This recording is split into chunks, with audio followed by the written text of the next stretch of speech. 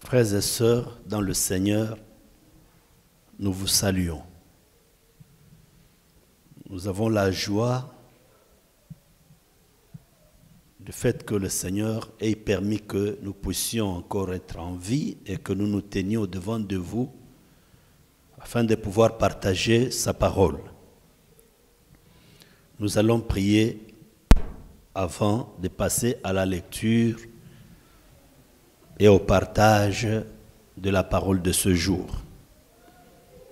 Cher Saint-Esprit, nous voici au-devant de ton peuple et au-devant de toi-même. Nous avons besoin que nous soyons utilisés par toi, pas pour notre gloire, mais pour la gloire de ton nom. Permets aussi que nos cœurs soient disposés à écouter ta parole. Bénis-nous. Au nom de Jésus-Christ. Amen. Il y a une pensée que le Seigneur m'a donnée. Avant que nous puissions donner cette pensée, nous allons lire 2 passages bibliques. Le premier, nous le trouvons dans le livre de 1 Roi, chapitre 3, versets 24 à 27. Et le deuxième, nous allons le trouver dans le livre de 2 Rois, chapitre 6, versets 26 à 30. Nous lisons. 1 Roi 3, de 24 à 27. Puis il ajouta, apporte-moi une épée. On apporta une épée devant le roi. Et le roi dit, coupez-en en 2 l'enfant qui vit, et donnez-en la moitié à l'une et la moitié à l'autre. Alors l'enfant dont le fils était vivant sentit ses entrailles s'émouvoir pour son fils, et elle dit au roi, « Ah, mon Seigneur, donnez-lui l'enfant qui vit, et ne le faites pas mourir. » Mais l'autre dit, « Il ne sera ni à moi ni à toi, coupez-le. » Le roi, prenant la parole, dit, donnez à la première l'enfant qui vit et ne le faites point mourir. C'est elle qui est sa mère. Le deuxième texte, nous avions dit qu'il est dans le livre des 2 Rois, chapitre 6, et le verset 26 à 30. En fait, le deuxième texte, il s'agit d'une situation qui est arrivée à Samarie. Là, nous allons seulement raconter l'histoire pour nous permettre de gagner du temps. La Bible dit que Samarie était assiégée par l'ennemi et au milieu de la ville, des stratégies commencent à se prendre. Et l'histoire nous dit que il s'agit là de 2 mamans qu'à cause de la famine, s'étaient organisées pour qu'elles mangent leur propre enfant. Et la Bible dit que la première femme ou la première maman offrit son enfant, on le coupa par morceaux, on le prépara et on le mangea. Le jour suivant, celle qui a accepté que son fils soit mangé en premier, elle sollicite aussi que l'autre cède aussi son fils pour qu'on le mangeât. Écoutez bien mes amis, quand ce fut le tour de l'autre enfant, la maman ne voulut pas. Elle s'organisa pour épargner son enfant de la mort. Alléluia. Et la Bible nous dit que ce jour-là, le roi était sur la muraille. Elle entendit seulement une femme en train de crier, « Ô roi, sauve-moi! Ô roi, sauve-moi! » Et le roi dit, « Mais si l'Éternel ne te sauve pas, avec quoi te sauverai-je » Alors, la suite nous dit que la femme expliqua au roi la chose, comment ils s'étaient organisés pour manger leurs propres enfants. Je vous réserve la suite, je crois que vous aurez le temps de continuer la lecture, vous trouverez ce qui est arrivé après. Alors la première histoire que nous avons lue, il s'agit là encore de deux dames qui vivaient ensemble, qui avaient eu l'occasion d'avoir chacune un enfant. Et la Bible dit que l'une, pendant la nuit, se coucha sur son propre enfant et son enfant mourut. Et pendant la nuit même, elle prit l'enfant vivant qui était dans le sein de sa voisine et elle mit dans le sein de sa voisine l'enfant qui était mort. Le matin, la Bible nous dit que la femme, voulant allaiter son enfant, elle constata que son enfant était mort. Mais après l'avoir vérifié attentivement, elle avait vu que l'enfant qui était dans son sein, l'enfant mort qui était dans son sein, ce n'était pas l'enfant qu'elle avait enfanté. Elle vérifiait, elle voit que non, son enfant était dans le sein de sa voisine. Alors une discussion s'engagea, nous connaissons la suite, l'affaire parvint aux oreilles du roi Salomon. Mes amis, le roi est devant deux femmes. L'une dit que non, c'est son fils qui est mort et c'est mon enfant qui est vivant. L'autre aussi dit le contraire. C'est ainsi que le roi dit. L'une dit, c'est mon enfant qui est vivant et c'est son fils qui est mort. L'autre dit, c'est mon enfant qui est vivant et c'est son fils qui est mort. Alors devant cette équation, qu'est-ce qu'il faut faire? En fait, mes amis, c'est un texte que nous connaissons très bien. Mais il y a une grande leçon que le Seigneur m'a donnée et que je préfère partager avec vous. Certainement, ça nous fera du bien. Et la Bible nous dit ceci. Salomon ayant demandé la sagesse à Dieu, une occasion se présente pour que ce que Dieu avait mis dans le roi Salomon soit manifeste. Vous savez, Dieu dans son plan ou dans sa souveraineté, il peut permettre qu'une situation arrive et qu'il voie comment tu vas t'organiser pour trouver la solution à ces problèmes. Alléluia. Nous sommes dans un monde où les problèmes naissent chaque jour comme des champignons dans notre vie. Maintenant, il nous appartient à nous d'utiliser ou d'user la sagesse de Dieu pour arriver à résoudre les problèmes qui peuvent se présenter au devant de nous. Alors ici, la Bible dit que le roi demanda une épée.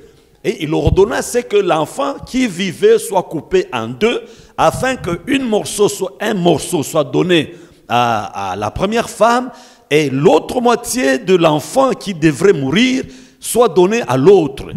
La Bible dit ceci, que l'enfant dont, disons, la maman ou la femme dont l'enfant était vivant, sentit ses entrailles s'émouvoir et dit au roi, non, roi, ne tuez pas cet enfant, remettez cet enfant à l'autre. Je préfère voir cet enfant vivant, même s'il n'est pas chez moi, mais que je le regarde même, que je le vois même vivant, mais chez l'autre femme.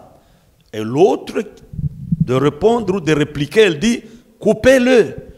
Comme ça, il ne sera ni à elle, ni à moi. Et de là, le roi comprit que la vraie mère de l'enfant, c'était la première. Nous connaissons aussi la suite. Écoutez, mes amis, la pensée que Dieu m'a donnée est la suivante. Les 4 facteurs pour aider notre propre sang. Alléluia. Soit encore les 4 facteurs pour aider nos enfants. Écoutez-moi bien, mes amis, c'est très important ce que nous allons voir avec vous. Si j'ai dit que pour aider notre propre sang, il y a un élément important que j'aimerais souligner, c'est que les enfants que Dieu nous donne, c'est notre propre sang. C'est nous qui continuons à vivre. Là où moi, je me suis arrêté, je vais souhaiter que mon sang ne s'arrête pas là-bas, que mon sang continue. Là où moi j'ai échoué, le souci que j'ai, que moi, là où moi j'avais échoué, que mon sang n'échoue pas. Alléluia. Malheureusement, la plupart d'entre nous, nous avons la façon de voir des choses, la façon d'agir, la façon de réfléchir, comme les deux de ces 4 femmes que nous avons vues ici. Il y a l'une qui dit, bon, qu'on le coupe, comme ça il ne sera ni à moi ni à l'autre. Et l'autre femme là dans le livre de 2 Rois, celle-là, elle accepte que son enfant meure. Mais l'autre, elle avait senti quelque chose en elle. Elle n'avait pas souhaité que son enfant connaisse le sort du premier enfant. Écoutez-moi bien, mes amis. Il y a des enfants qui ont réussi dans la vie. Il y a aussi des enfants qui ont échoué. Pour la plupart des enfants qui ont échoué, vous allez trouver que les parents, leurs propres pères, sont à la base de la situation de l'échec de leurs enfants. Ou soit encore, c'est leur propre maman qui ne comprennent pas que, en dehors d'eux, c'est leur sang qui continue à vivre. Ça, c'est un premier élément que j'ai voulu souligner pour que nous comprenions que nos enfants, c'est notre propre sang qui continue. Parce que nous arriverons un jour à nous arrêter. Alléluia. Il n'y a personne qui vivra 500 ans ou même 1000 ans. Même si tu atteins cet âge-là, tu finiras par quitter. Mais si Dieu t'accorde la grâce d'avoir les enfants, c'est-à-dire c'est toi qui continues à vivre. C'est ton propre sang qui continue à vivre. Mais moi, c'est que Dieu m'a mis à cœur les 4 facteurs qui peuvent nous permettre de bien aider notre progéniture ou notre sang. Alléluia. Alors, le premier facteur, écoutez-moi bien mes amis, c'est la grâce de Dieu, la faveur de Dieu. Nous avons plusieurs exemples dans la Bible. Nous avons plusieurs passages bibliques dans la Bible. Écoutez, mes amis, Paul dit quelque part, c'est par la grâce de Dieu que je suis ce que je suis. Alléluia. Et même quelque part, il est écrit que nous sommes sauvés par sa grâce. Et il est aussi écrit que tout est grâce. Alléluia. Pour que nos enfants réussissent, pour que nos enfants se comportent droitement devant le Seigneur, la première des choses que nous ne devons pas oublier, c'est la grâce de Dieu. C'est pourquoi ma prière, que la grâce, la faveur de Dieu soit sur tes enfants, mon frère. Que la grâce, la faveur de Dieu soit sur tes enfants, ma soeur. Écoutez mes amis, en dehors de la grâce de Dieu, c'est difficile. Ça, c'est la part de Dieu. Écoutez-moi bien, mes amis. J'aimerais que nous nous comprenions très bien. Il y a la part de Dieu, mais il y a aussi la part de l'homme. C'est-à-dire l'instrument que Dieu utilise pour que l'enfant vienne au monde. Il y a aussi la part des parents. Alors, parmi les éléments que nous allons essayer, ou les facteurs que nous allons essayer d'exploiter, d'abord, c'est la grâce. Alléluia. Tout est grâce. Mais il faut faire très attention parce qu'il est écrit, c'est Paul qui le dit, je ne peux pas prendre la grâce de Dieu en vain. Et il est aussi écrit que nous devons faire attention de ne pas fouler aux pieds la grâce de Dieu. Alléluia. Alléluia. Alors que Dieu nous aide. Vous savez, il y a des gens, Dieu peut leur accorder la grâce d'abord d'avoir des enfants. Dieu peut même accorder à leurs enfants la possibilité de réussir par sa grâce. Mais eux-mêmes, soit les enfants, eux-mêmes, soit encore, ce sont leurs propres parents qui gèrent mal la grâce que le Seigneur a accordée à leurs enfants. Oh, mon premier souhait, que la grâce de Dieu soit sur tes enfants. Alléluia. Est-ce que tu peux dire amen, mon ami? Alors je continue. J'avais dit que il y a la part de Dieu, mais il y a aussi la part de l'homme. Parce que vous savez, souvent nous avons l'habitude de rejeter tout sur Dieu. Non, c'est Dieu qui a voulu. C'est Dieu qui veut que... Non, non. Il y a aussi la part de l'homme. Alléluia. Alors voici les 3 autres points concernent l'homme. Comment il doit faire pour aider son sang, pour aider ses enfants.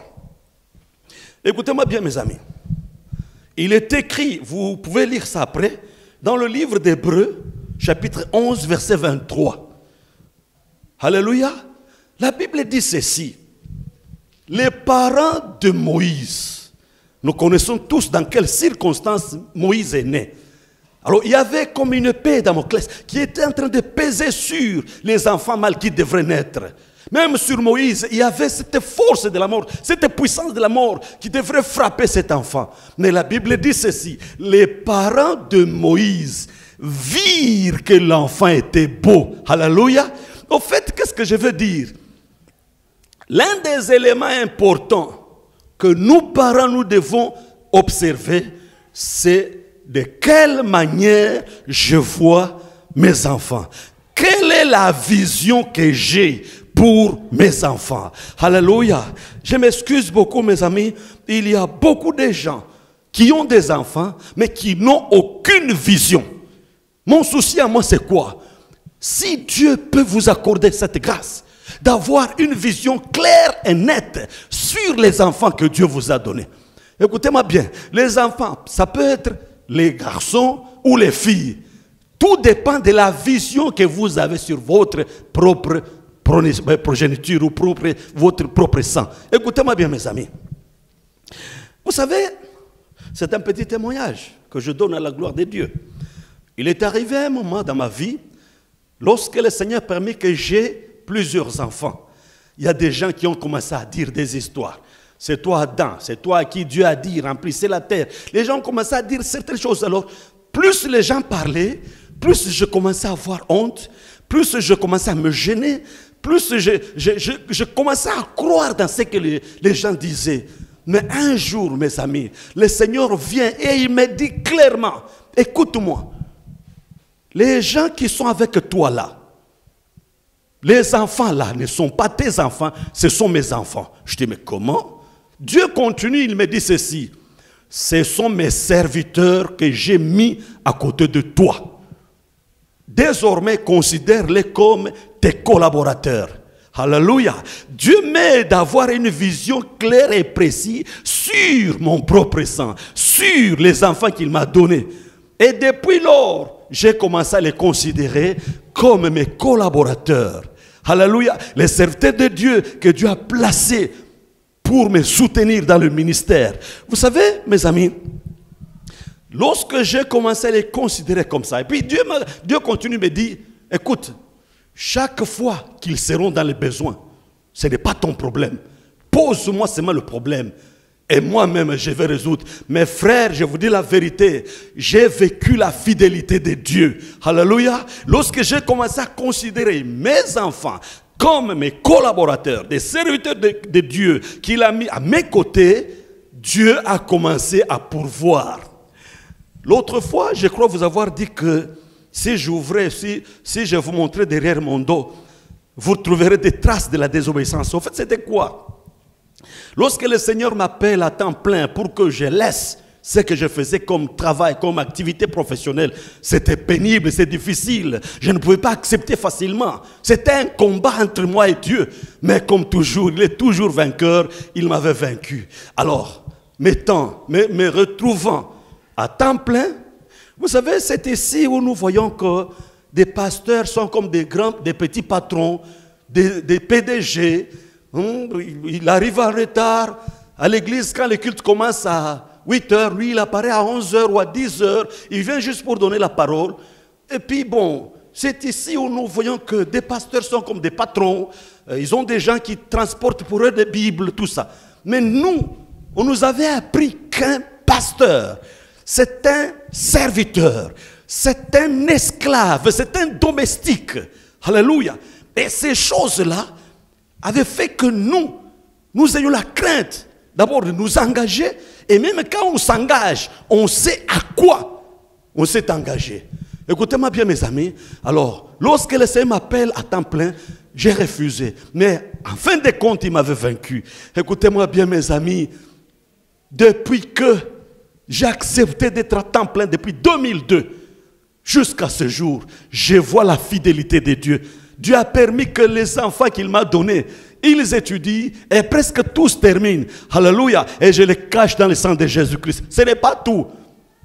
Depuis que j'ai commencé à les considérer comme serviteurs, mes collaborateurs, je vous dis vrai. Dieu peut dire quelque chose aujourd'hui, mais il sait quand et comment et où ce qu'il a dit là s'accomplira. Nous avons vécu ça.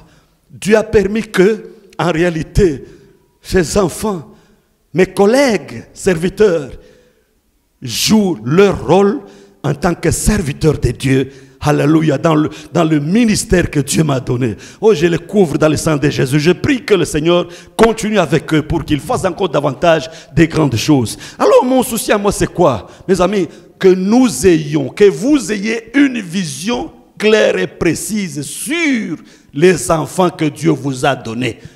Tant que vous serez sans vision pour vos enfants, je vous dis vrai, vos enfants ne réussiront pas. Vos enfants échoueront.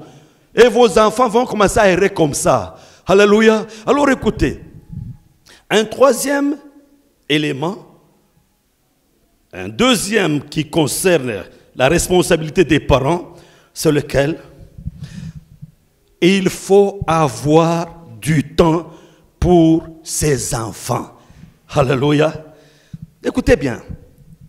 Vous savez, jusqu'à un certain âge, il y a des enfants qui ont grandi au pied de leur grand-père. Alléluia. Chaque soir, par exemple, nous là, chaque soir, nous on avait eu la grâce de voir nos grands-pères. Alléluia.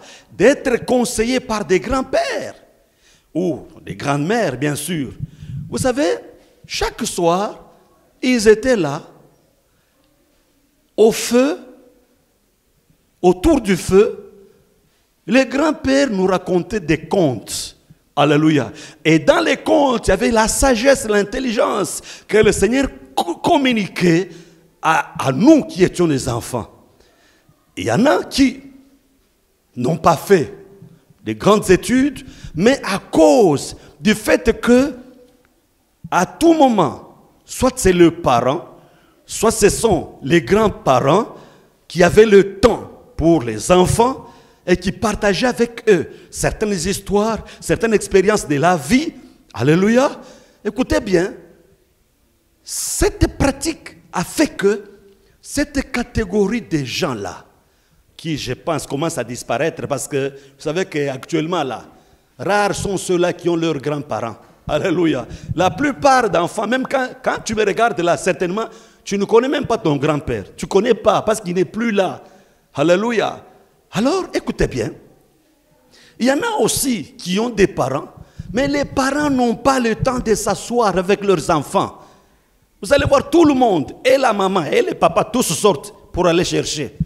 Et ils reviennent le soir. Et quand ils reviennent, excusez-moi, surtout avec l'évolution de la technologie, vous allez voir les parents, chacun avec son téléphone dans un coin. Les enfants aussi avec leur téléphone. Vous comprenez ce que je veux dire? Soit tout simplement c'est la télévision. Les parents n'ont pas le temps de s'asseoir et de partager certaines expériences avec leurs propres enfants. De grâce, mon frère, ma soeur, je veux que Dieu t'aide, que tu comprennes ces choses. Si vous lisez bien dans le livre de Genèse chapitre 31, à partir du premier verset, vous allez voir ceci, que la Bible dit que lorsque Jacob, avant de prendre la décision de retourner dans son pays vers son père, il avait constaté quelque chose. Il voit le visage de son oncle, qui n'était plus le même comme avant, et puis il apprend les propos, il entend les propos des enfants de son oncle. Il dit, ici il y a quelque chose. C'est-à-dire quoi? C'est que certainement, Monsieur Laban avait du temps, il partageait avec ses enfants le comportement ou la conduite de Monsieur Jacob. Alléluia. Écoutez, il y a encore une histoire dans la Bible.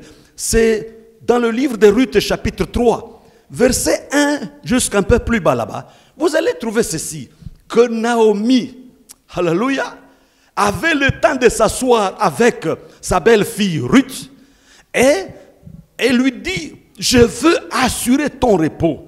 J'ai un conseil à te donner. Nous voyons qu'elle avait du temps pour sa fille. Combien d'entre nous n'avons pas le temps? Nous avons seulement le temps de faire 2-3 semaines de jeûne et prière à la maison, à l'église, mais oubliant les enfants, alléluia, oubliant son propre sang. Je ne suis pas contre la prière, je vous exhorte à prier, mais beaucoup plus pensez à votre sang qui restera après vous. Alléluia. Écoutez bien mes amis, dans cette histoire-là de Ruth, il y a aussi quelque chose que nous voulons souligner. Nous voyons aussi que l'enfant, Ruth, était aussi disponible, était disposée. Elle pouvait aussi s'asseoir au pied de cette vieillard pour que celle-ci lui donne certains conseils. Les enfants d'aujourd'hui, c'est difficile de les maîtriser. Ils sortent le matin, ils reviennent tard la nuit. Comment est-ce qu'on peut vous aider, mon ami? Je voudrais que Dieu t'aide à bien régler ta vie. Alors, nous continuons. Ça, c'est le troisième facteur, avoir le temps pour ses enfants. Combien d'entre nous, nous avons le temps pour notre sang, pour nos enfants? Un autre point très important, c'est quoi? C'est le témoignage. Donc, avant d'arriver à ce point-là, il est écrit dans Deutéronome, chapitre 32, verset 46. Dieu demande à Israël que les parents aient le temps de partager la parole avec leurs enfants. Combien de papas connaissent même 10 versets bibliques? Combien de papas ont le temps de partager la parole avec leurs propres enfants? Que Dieu nous aide, mes frères. Si vous avez encore des petits-enfants, c'est l'occasion. Parce que si vous attendez qu'ils grandissent, ça serait très compliqué pour que ces enfants-là commencent à vous obéir ou pour que ces enfants aient le temps de s'asseoir devant vous. Alléluia. Alors le dernier facteur est très important, c'est lequel? C'est notre témoignage, nous parents. Alléluia. Un jour, nous étions dans une ville quelque part, moi et un ami. Nous voyons la conduite d'un enfant de pasteur. Nous l'approchons pour lui faire des remarques. Vous savez ce que ce jeune homme nous avait dit? Vieux José, vieux Pierre, dites-moi un peu. La foi ou le témoignage que vous voulez que moi j'imite, c'est la foi de qui? La foi de mon père ou la foi de ma mère? C'est-à-dire, ces parents-là, bien qu'étant pasteurs, serviteurs de Dieu, ils n'avaient aucun témoignage qui pouvait convaincre leurs propres enfants ou leurs propres enfants. Écoutez-moi bien, mes amis. Un jour, un pasteur termine à prêcher. Il voit la femme venir, le féliciter.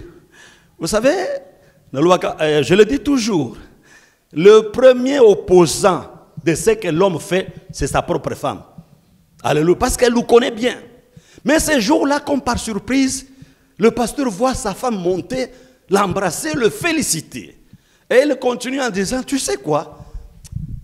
Quand tu étais en train de prêcher là, je me suis dit, il faut que j'aille vite à la maison, prendre tout ce que nous avons comme bien, le lit, les matelas, les casseroles et même nos fauteuils, que je les amène là à la chaire. Il dit, mais pourquoi tu dis ça? Il dit, non, c'est là que je t'ai vu que tu es serviteur de Dieu. Tu es chrétien, tu es un enfant de Dieu, juste quand tu es à la chair en train de prêcher. C'est-à-dire quoi? En dehors de la chair, monsieur se comporte de n'importe quelle manière. Vous savez qu'il y a même des enfants qui arrivent à surnommer, à donner des noms à leurs parents. Alléluia. Pourquoi? Parce que vous dites des choses autrement, mais votre façon de vivre n'est pas conforme, n'est pas opposable à ce que vous êtes en train de dire.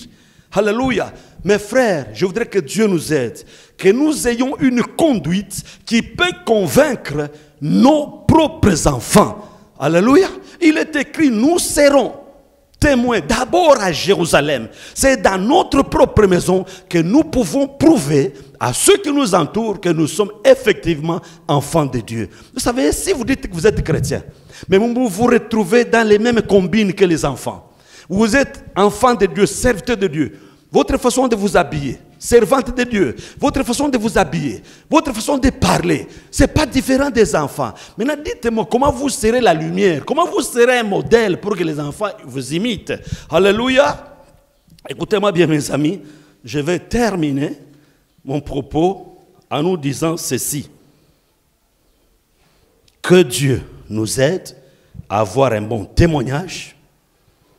Sinon, nos enfants seront comme des autodidactes qui apprennent des choses par-ci, par-là, et la faute retombe sur nous. Pas c'est notre propre, c'est notre propre sang, voulais-je dire.